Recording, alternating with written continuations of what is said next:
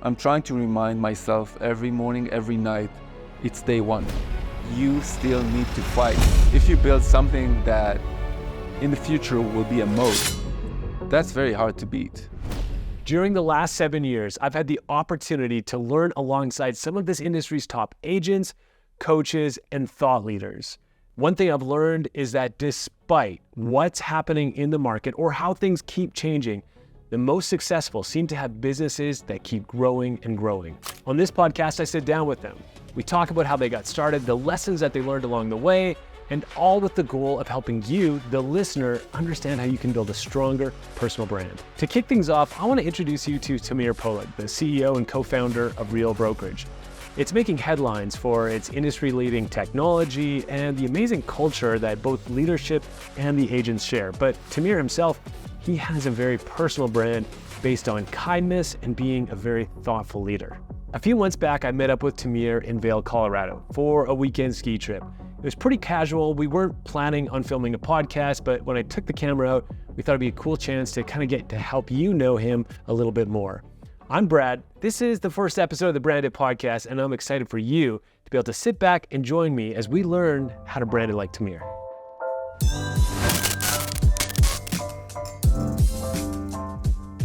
First of all, I'd like to thank you for inviting me to your winter chalet here in Vail. Here in and Vail. I'm really happy that RevShare has changed your life. So I'm really happy that you can afford yourself all of this. But That's perfect. should our knees be touching? I think our knees should be touching. Like that.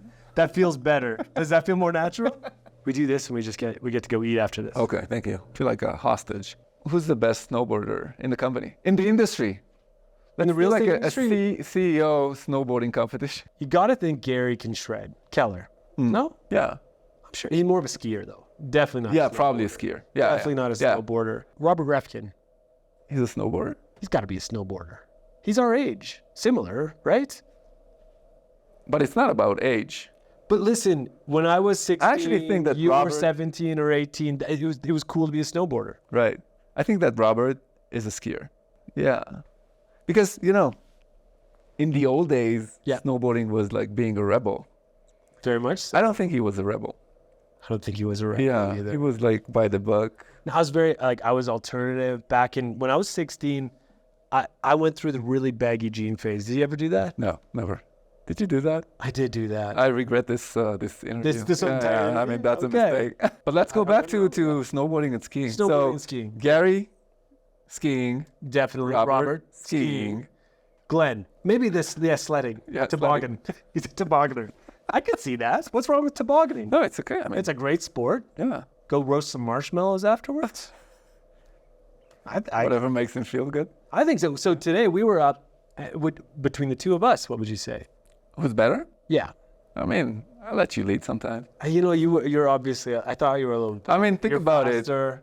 it. I'm like a half person with my back. That's right. And we still kind of. It was pretty close. Yeah. Right. So. I grew up in the desert. You grew up in Alberta. I grew up in the desert. I grew up in Saskatchewan. Doesn't matter. Like you had access to mountains. You know where I learned to snowboard? I was off the side of overpasses because that was the only hill we had in Saskatchewan. But still, like it was there. It was there. That's true. What kind of ski resorts do we have in Israel? That's a good point. So where did you learn to snowboard? Oh, that's a good question. You're like, oh, finally a good question. Actually, I never snowboarded, but I had one day before you guys came. So just took a lesson and then... Yeah.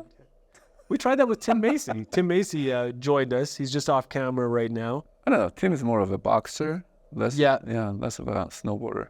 Maybe he should ski. Have you gotten a sense, though, that he's taken a few headshots over the years?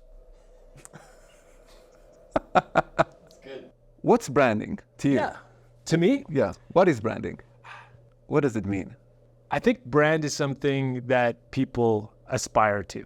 Like if they look at a brand, if you consider a brand like Nike or Lululemon or Yeti or something, people are trying to aspire to have a certain lifestyle, live a certain way. So oftentimes I think brand is the benefit for the customer or the consumer. So brand is, what does it say about me if I'm associated with this brand? I would say so. Okay. Because I never knew what brand is. So. Is that right? Yeah, no, I'm kidding. I think that at Real, we never really tried to build a brand. Yeah. Especially not early on. I think maybe a little bit later, we kind of maybe worked on our logo or stuff like that, which is a part of the brand. Brand is not a logo, but I think that the Real brand is a true reflection of Real's DNA. So throughout the years, what we wanted people to think about us is a company of people that are working hard, that are kind to each other, that are innovative, that are focused on helping changing lives in the real estate space. The company itself is focused on production. So how do we help agents close more deals? And we never thought about that as our branding. It was like, this is who we are as people and as a company. And I think that with time, people understood that people that are a part of Real are that type of people. And maybe that created a brand without us really intentionally doing anything to create a brand. Well, when we were at Rise and Byron Lazine was on stage and he was talking to, I believe it was Chris Benjamin and Andrew Undum. Mm-hmm. He was talking to them about the perception of Real Broker to outside agents. So this is what I believe brand is. It's there's what we want it to be, but then there is what is perceived in the marketplace, right? And so from the outside looking in, there is a perception of sort of energy and all of this. People see the T-shirts, the work hard, be kind. But where did the work hard, be kind come from? Like, what's the beginning of that? You know what? To be honest, I don't care much about what people from the outside think. I think that if you talk about the branding or how people feel, I care about how people at Real feel being a part of this. You, for example. Sure. How does it feel to be a part of this group? Yeah. Does it make me feel better? Is it helping me? Am I excited? Am I energized? Do I feel like I'm where I belong? So for me, that's what's important. Whatever people think from the outside, I mean, it's less important, even though, some people would say that this is a mistake because at the end of the day, this is what attracts people to the inside. But about 3.5 years ago, we went through an exercise of defining our core values. And I think we were like 20 people in the company back then, and we had like an outside consultant who guided us through a few questions, and we divided into 4 groups, I think it was, and every group had to come up with one core value. And one group came up with work hard, be kind. And that kind of immediately resonated with everyone. Initially, we just wanted to define for ourselves what are the company's core values. Mm-hmm. And then we went to the agents and said, hey, what do you think about this? So that's simply great service, that's work hard, be kind, embrace, resolve, evolve. Okay. And, so I think it came out great. But the one thing that really stuck with everybody was work hard, be kind. Yeah. Because that's probably the one thing that defines us. It's on all the T-shirts. It's on all the T-shirts, all the stickers. Yeah, like normally everyone is wearing the work hard, be kind shirts. When I first met you and I saw everyone wearing the T-shirts before I was at Real Broker, I just thought it was more of like a bumper sticker kind of thing. Like seriously, I just was like, there's no way. Like work hard, be kind is easy when everyone is being nice. But not everyone's always nice in this industry. Like so. Or in the business world, or in life. Yeah. So being kind is probably most stressed out or most pressured or tested when we face challenges in the company, challenges amongst agents, amongst different brokerages. I think that when there's a conflict in life, in business, and you apply kindness, you can completely turn around the outcome of that conflict. And typically people react with a lot of emotion, ego, or I want to win this, instead of understanding that if you apply kindness and you actually come at it from a different angle, you actually win. Even if you lose, you actually won.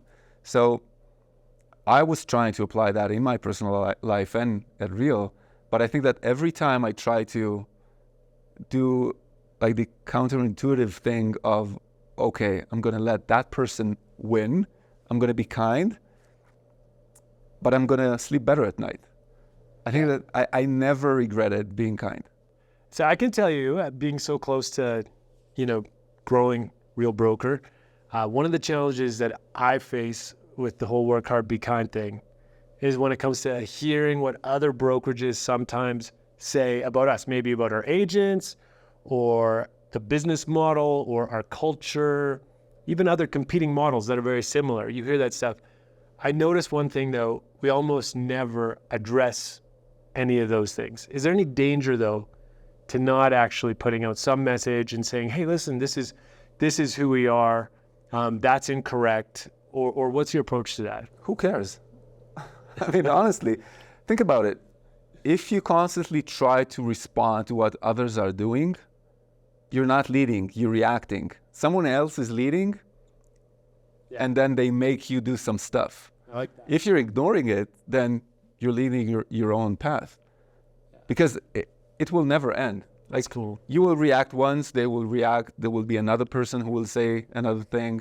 And there's so many, I don't know, I would even say lies about us, but who cares? I mean, at this point, it just makes me laugh. Yeah, that's true.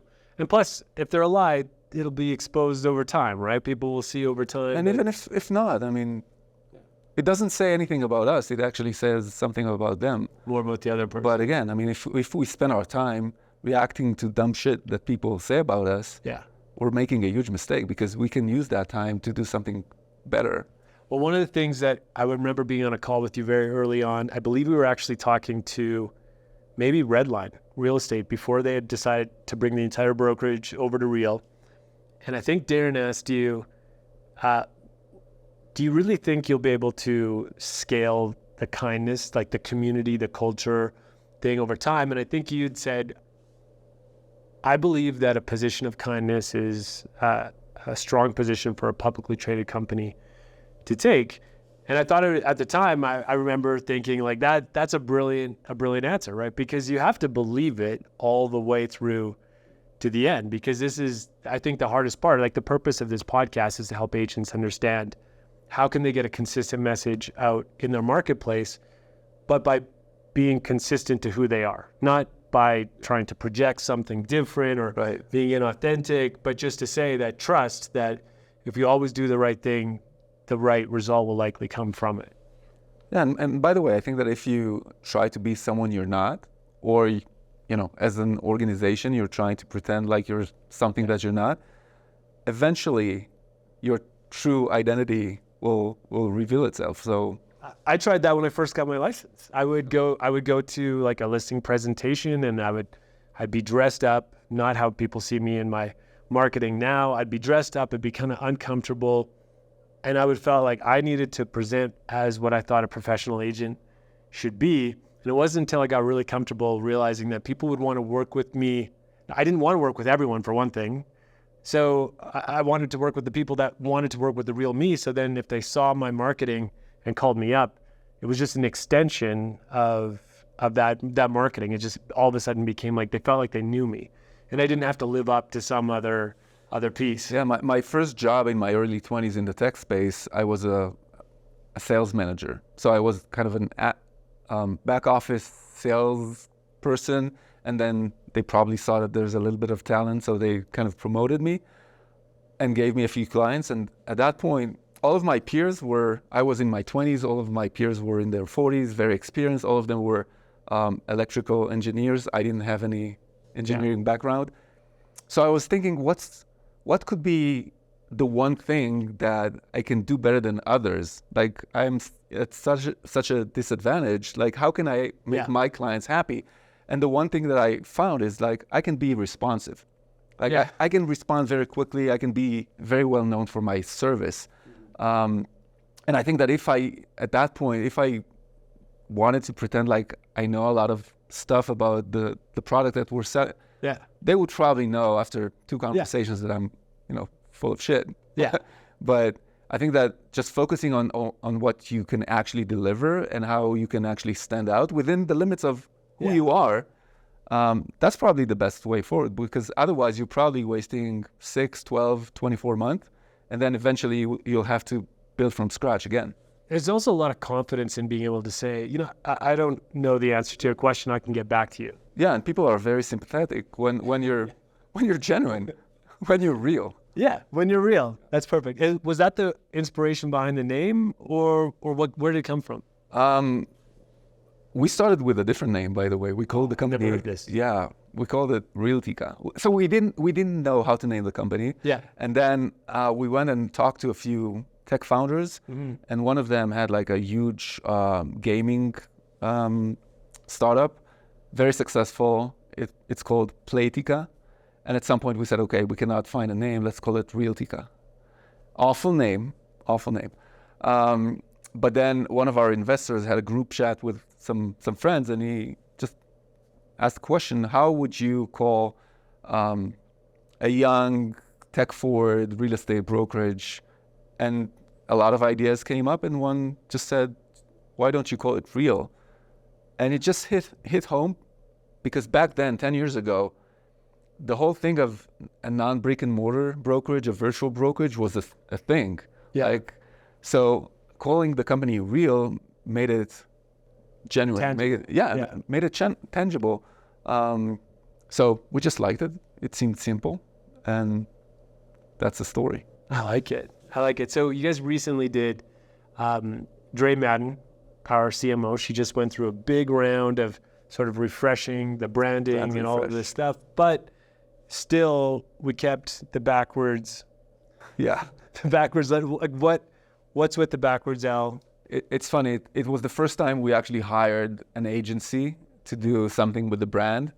And going into the exercise, we had a lot of conversation with them, like discovery conversations. And from the very beginning, I told them, you'll end up with the same logo, but you're welcome to, present different stuff. And part of the process was reaching out to our agents and ask them what they thought about the logo. And the responses were just so overwhelmingly positive that it was very clear that we cannot touch the logo. So they wanted to make some minor changes to the logo. Nobody liked it. Yeah. So yeah, I mean, we paid them a lot of money for keeping the same logo. Keeping the logo. But you added the box. Yeah, we added box. The box makes it a little bit really good. a little bit more upscale. It does. It actually kind of frames the logo. I love that look. Now, agents, I'm going to ask you a question about real estate agents. I know your expertise is on the brand of the brokerage, but you see a lot of agents. Actually, my expertise is not on brokerage, but... Okay. What's my expertise? Yeah, what is your expertise? I don't know. You're a good decision maker. You're a great decision maker. You've got an incredible team around you now at Real. With Pratesh. Yeah, I mean, all of them. Jenna, Dre, Michelle. Yeah, Christian. Yes. Yeah, we've got some amazing people. So tell me, though, how important... Sharon, by the way. Sharon. Oh, you guys, I don't know if you've ever heard of this. Sharon Srivatsa, also people know him. But a question about the team, though, from the outside, I've heard a few agents say, man, Real's a really young company, right? Like maybe the oldest on the executive body, I don't want to say it's you, but everyone's under the age of 50. Is that right? I don't even know. This is not something that you would think about. No. So Sheila, I think she was over 50. Just barely. Yeah. She was an EVP at the company. This is not something we're looking at. Even think about. Yeah. But there's maybe some, I would say from the outside looking in, there's something youthful and energetic about Real Broker. But you don't have to be young in age to be youthful and energetic. And we have a very diverse executive body. Was that something? 4 out of 7 of the executives are females. That's right. It's great. And we've got very international as well. That's true. Right. Was that important to you in the hiring process, or did you only ever look for the right person? For amazing partners. Yeah. That's it. Okay. So, what did you see in Sharon? I saw someone who, first of all, is kind and working hard, someone with a huge passion for real estate, and someone who changed so many lives in this industry and is just so committed to continuing to change lives. So his capacity is amazing at a time where this company needs amazing capacity. Yeah. How do you feel about the growth we're having? Leading the industry right now. Yeah, I think it's great. I don't think so. People pay a lot of attention to growth, but I think that growth is just a reflection of doing the right things. Yeah. and creating value for others. Like if you create value, then people should be attracted to what you're doing. For sure. Yeah. So I don't think that growth is what we're after. We're after building value. And I think that what gives us the understanding of, are we doing the right things? Maybe we should change some things. Maybe we should pivot a little bit. That's the growth metrics. Like the growth is the kind of the pulse of whether we're doing the right things or not. So this is the way I look at my just real estate business. I have always thought, well, I could try to attract a client, one of two ways. I could either approach that great client and say, listen, I can cut my commissions. I can provide way more service when it comes to all these other things. We'll include free staging, all these different things to try to get them to sign up a listing agreement with me. Or I could try to build a value proposition through my branding that would attract the kind of client that I wanted to work with.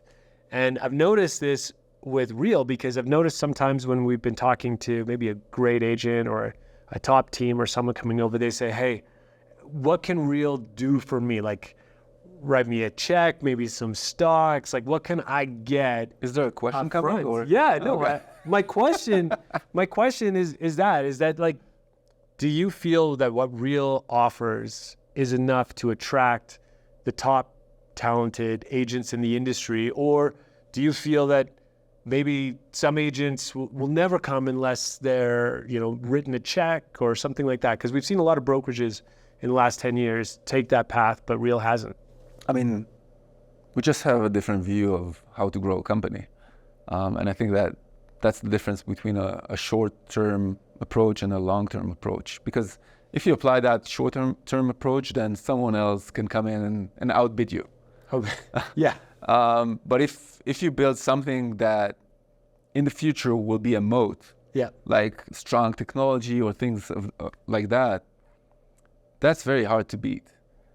So I agree. Now, what about, I mean, for me, I think of my personal brand, what I like to consider my personal brand. There's my brand with my marketplace in Calgary. You're someone.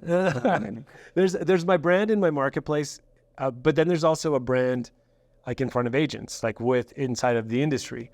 And Real Broker is sort of similar, that there's a brand amongst agents, but then there's another side of Real Broker. There's the whole publicly traded on the stock market. What is the brand or the brand story that you're telling about Real Broker when it comes to attracting investors and growing that side of the company? It's a good question, because it's very much the same story. Yeah. And I think that we were kind of matching the story that we're telling investors and the story that we're telling agents from the very beginning.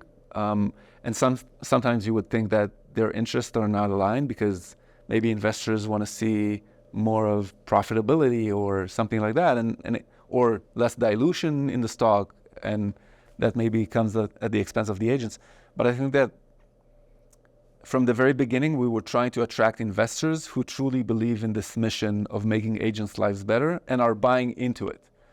And when they buy into it, they understand that the decisions in this company are taken through the lenses of the agents. And if you don't like that, then just don't be a shareholder. Like, this is not for you. And it's okay. And this is probably why 95% of the VCs early on just turned us down, because they thought that we should do things differently, and maybe our path was a little bit more painful than others. But I think that the story that we're telling investors now when we're publicly traded is the same story that we're telling our agents. This is what we're going to do. This is what we believe in. This is how we think the company is going to look like in 2 years, 5 years, 10 years. This is the opportunity we're after. This is what our agents are telling us. This is what we're doing well. This is what we still need to improve. And that's it.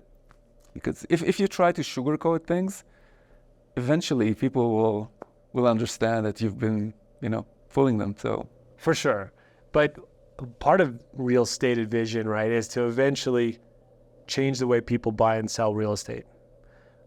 But that is going to be a story, and that'll be another brand story that we'll have to tell. That this time it won't be so much focused on how it's maybe making agents' lives easier. Maybe that's part of. Oh, it's definitely a part of it. Okay. So it's actually coming from a point of how can we create an unfair advantage for our agents through building technology that will serve their clients. As long as humans are buying homes, other humans will help them buy homes. But again, technology can just simplify a lot of things. So how can we merge the two? Sure. But I think that in a few years, people will want to work with real agents because they know that they will have access to this technology that only that person or only real agents have access to or can offer access to. It's going to be an agent that ends up telling that story to the consumer, not necessarily real corporate or no, it's going to marketing be through, body. It's going to be through the agents. I mean, we might want to consider in a few years, I don't know, doing something that's more consumer facing in terms of our marketing, but those leads or those people that will be watching that, those ads will be going to real agents. I like that. Yeah. This side note, how hot is this fire right now? Yeah, it's a little bit hot. It's very. Should we maybe take our clothes off? Yeah, maybe this is a true fireside chat. That's my true first fireside chat. This is great. Yeah, I'm not sure I'm liking it. I've seen it with a Zoom call in the background with the fire. We can turn it off. This is hot. No, it looks good in the camera. Yeah. You're sweating a little We're bit. slaves to fat. That's honestly just because I'm thinking about dinner after this. Oh. That's about it. Yeah. Were you invited to dinner by? I don't know. Were you guys going somewhere? Okay, so we went skiing today. Snowboarding. Yeah. We went snowboarding here in Vail. You had a couple days to kill. You were just out in Denver for some meetings. Now you're heading off to New York City. But these 2 days in Vail, how sore is your back? Super sore. Yeah. That's kind of a reminder that I'm getting older. Yeah. But yeah, I mean, I'm lucky to have two friends here with me who took care of me. So what is it like though, being a CEO? Like, is it really, does everything stop with you, or is just you're answering to agents, to shareholders, to the team, to everyone? I don't think I'm a CEO. I think I'm a person who's trying to build something awesome with an amazing group of people. A team around you. Yeah, I mean, team including agents are a part of the team. Yeah. So I don't see myself like the one where the decisions stop. I see myself like just one more person. I think the industry sees you as a great, forward-thinking, energetic, passionate CEO, and they see the team around you. But maybe I'm representing a group. Yeah. So I don't think it's about me. And Sure. I don't know, forward-thinking or innovative. It's not me. It's a lot of people that are making it happen and coming up with ideas, and maybe sometimes I'm the one communicating it. Sometimes it's Sharon. Sometimes it's Pritesh, Michelle, Ray, Jenna. Do you ever feel guilt about taking all the good vibes from it when people say, "Oh, you're so great," and you're like, "No, really, this is so many other people involved in it"? Because I know when we announced this year all the awards for production, and I saw the McCallum Group as one of the top large teams in Canada, all I could think of was how little sales I personally did and how amazing my team was that and it got my name up there, and it didn't feel maybe fair. Like I felt a little bit like, I wanted to add context to the story of how it's all these great people. It's definitely not a comfortable position to be in, especially, I mean, not for me, maybe others enjoy it, but for me, I prefer being in the background, and honestly, but I think that we're doing a great job at highlighting others as well. So Pritesh, for example, is a superstar. Sharon is a mega star. Dre is in the front. Michelle is starting to be more involved. Jenna's Christian will join as well. So I think that we're doing a good job at highlighting others. There's almost like a cast of characters now at Real Broker that is no one outside of the industry. So I'll have an agent, I have this friend Joe out of BC that will text me like, "What's this forget Pritesh thing?" Like he wants to know. He's following along. He's not at Real Broker, right? But he's really curious because he sees this, all the posting, all the passion, all the energy around it. And where does the agent fit in at Real Broker to the marketing side of things? Because it feels to me like the biggest unlock for the brokerage is we have a very creator-centric group of agents. Some of the top real estate video creators and marketers in the industry seem to be over here. And then they're using that to create awareness for the company all the time, but that's never asked, right? You guys aren't directing.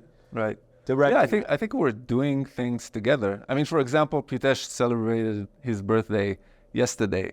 Yeah. And the birthday video that we did for him was him dancing at the party with a lot of real agents. So first, I don't know any other CTO in the industry who dances so well. I don't even know if I know another CTO in the industry. Yeah. But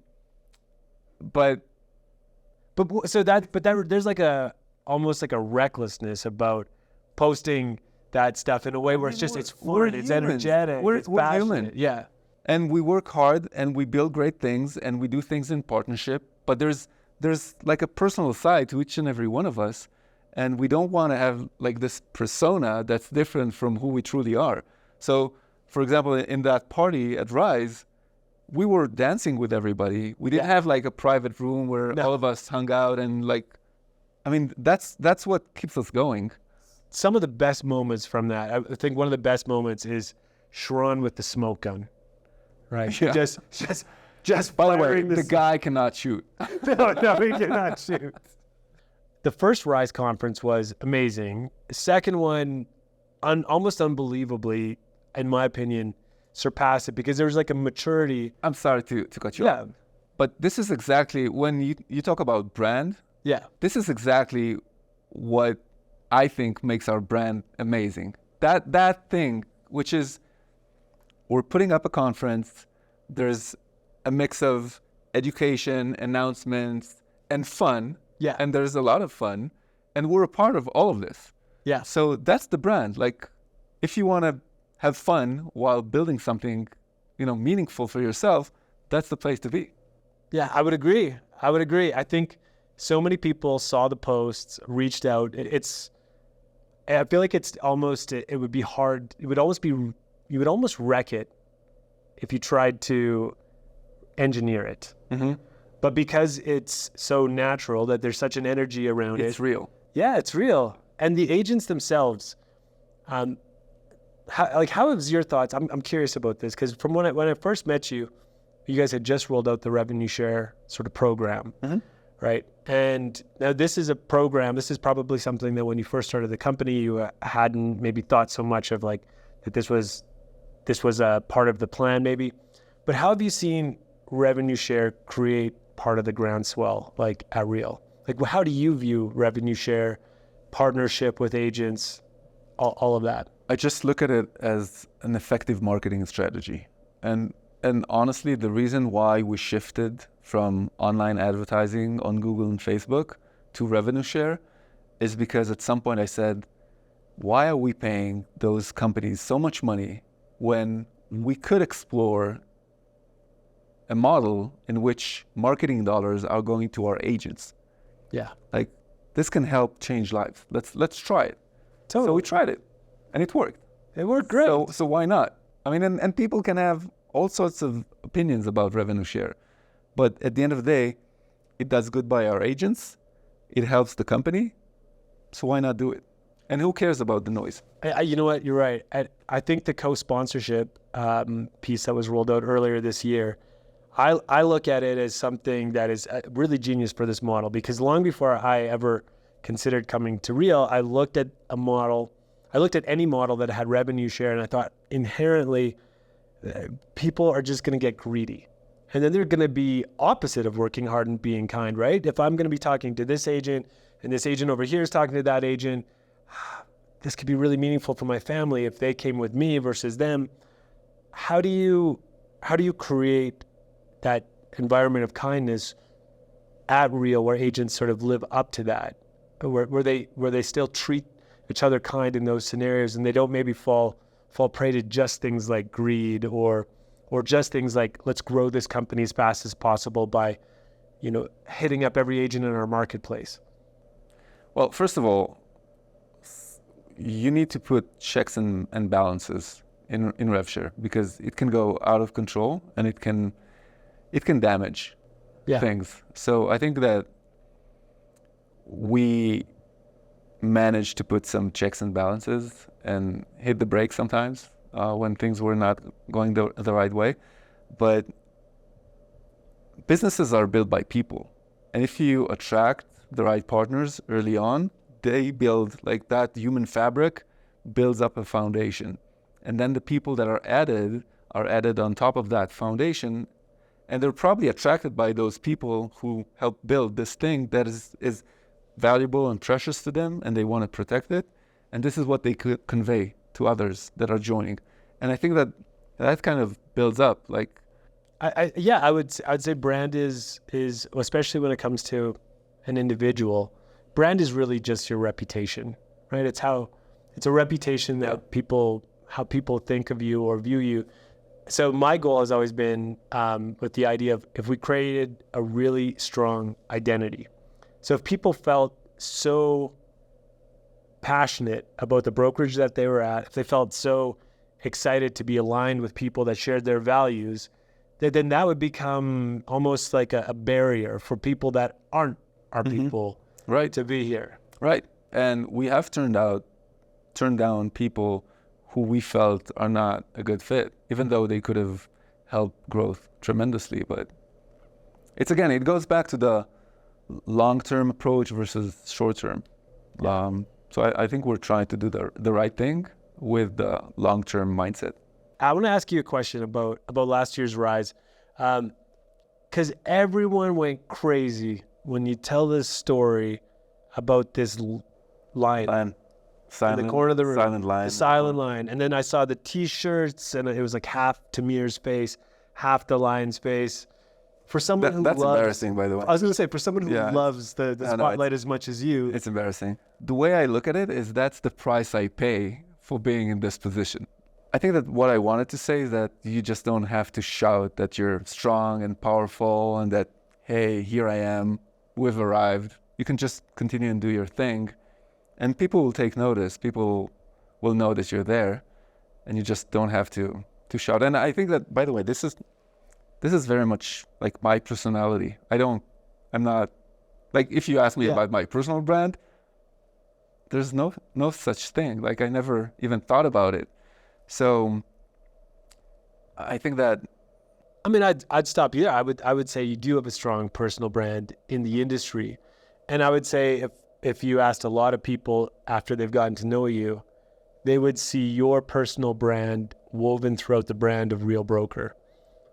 Because but it's not intentional. Like, maybe not intentional. No one's doing my social media. I'm responding to all of the the messages. Like, I'm very approachable. I see myself as like equal to each and every one of our agents. Maybe even not equal. Like, I see the fact that someone reaches out to me and wants to have a conversation or wants my opinion, that's humbling. Like, what have I done to earn this? Yeah. So, again, I think that this is who we are as a company. Leading the industry right now in agent count growth, not just in percentage of growth, but also in actual agents that are growing at a time that's very difficult in the market. So we've got a whole bunch of these, success metrics, things that we should be very proud of, reaching profitability, or EBITDA profitability after Q2, was it? Yeah. So we've got some of these things out there, but yet what seems to be the most prevalent message out there is this is a fun, like, joyful place for agents to partner and build a career that will make their lives better. Or the fun theme is something that I think just now we're starting to realize and others are starting to realize. But you feel more confident with the company or more comfortable with the people that... I just think that how great is it that you can build a career but also have fun? Like, we're humans. Yeah. We want to enjoy. Yeah. Like, we don't want just to, work. We also want to have fun. Like, the fact that we're here, we're having fun, right? Yeah, great. So, same way we added kindness to the industry, or at least to what we believe in, I think that, adding fun is also something that could be meaningful. I think all the good happens once you're really passionate about the work that you're doing. Right. For me, and the people that you're doing it with. Like, when I started doing the video marketing, when I saw that it would move the needle for a seller that really needed it because they were underwater on their home, if they had sold at a certain price, they really needed to get everything they possibly could, or whatever it might be. Once I started to have I realized that, okay, I could move the needle over here. I could do meaningful work, but also like pay my mortgage, build a better life for my family at the same time. All the good stuff started to happen.